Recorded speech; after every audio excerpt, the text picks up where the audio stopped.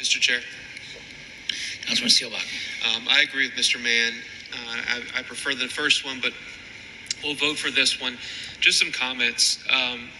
Our city is doing very well financially on our own, meaning that our population is increasing for the first time in almost 70 years, which means more people are here, more people have jobs, therefore more people are paying our income tax, which funds most of our government. Our problems arise, as the mayor mentioned earlier, with the state. The state almost eliminated our local government fund, although we got a little bit back last year, but nowhere near what we had been relying on and what we deserve, because it's money that's owed to us. The state eliminated the estate tax, which prevented us from collecting millions of dollars a year that could help our budget. And today we're having to vote to eliminate taxes on the supplemental executive retirement plan because of the state's action, which is basically when you hear about some president of Wells Fargo Bank leaving the bank and getting some $30 million cash flow to retire in addition to his retirement. That now is no longer going to be taxed.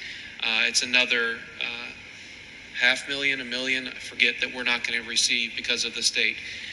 So it's not because of our own doing that we have deficits every year. I believe what we've done is help turn the city around as a collective, but our state is not being a good partner, and therefore we are dealing with substantial deficits every single June, where we cut services that people who aren't receiving $30 million payouts rely on. Our health departments, our economic development departments, our parks and recs, they've seen incredible cuts to services that poor people and all of us rely on. And we cannot continue to just cut. It doesn't make sense. We are going to get to the point where it's affecting the lives of the people we represent. Therefore, we have to come up with a new revenue stream. I've proposed several. One, we could start taxing surface level parking lots. It would bring in perhaps $7 million a year. It's something that almost every city our size does, but yet we couldn't have the votes to just study the idea. This is another way that we can cut the bleeding. Voters said you can go up to 6.1. That would bring in another 500,000 that we could put towards our budget deficit. 2.5 million for the last of this year, and then another 5 million.